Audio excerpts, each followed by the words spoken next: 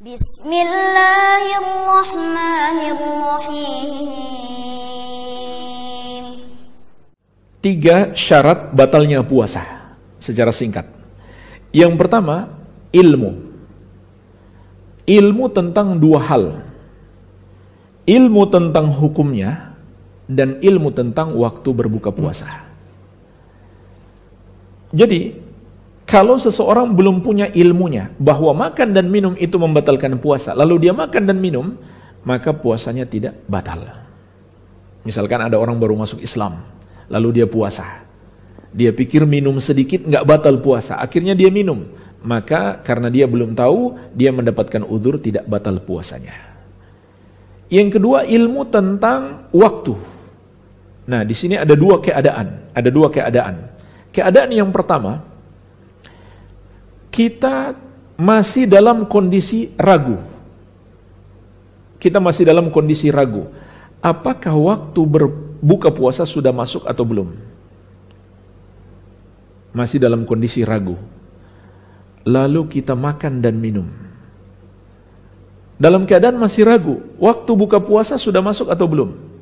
Beberapa saat ternyata menjadi jelas bagi kita, oh belum masuk waktu, maka puasa kita batal. Keadaan yang kedua, kita sudah yakin bahwa waktu berbuka puasa sudah masuk, maka kita pun makan dan minum.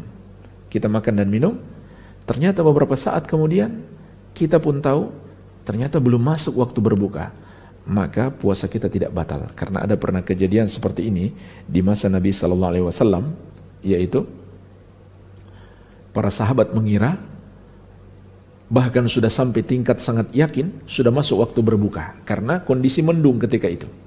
Nah, beberapa saat, tiba-tiba langit menjadi cerah, ternyata masih siang, belum masuk waktu malam.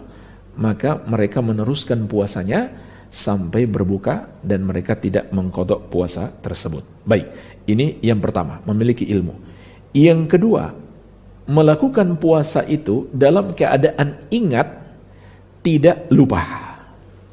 Adapun orang yang lupa, maka tidak batal puasanya. Contohnya makan dan minum atau berhubungan suami istri karena lupa, maka tidak batal puasanya. Sebab Nabi SAW mengatakan, man nasiya wa huwa sha'imun fa akala aw syariba falyutimma shaumahu fa innama at'amahu Allahu wa saqahu. Barang siapa yang lupa dalam keadaan dia sedang berpuasa, kemudian dia makan atau minum, maka hendaklah dia teruskan puasanya, karena hakikatnya Allah yang memberi makan dan memberi minum kepadanya. Kemudian syarat yang ketiga, dia tidak dipaksa melakukannya. Dia tidak dipaksa melakukannya.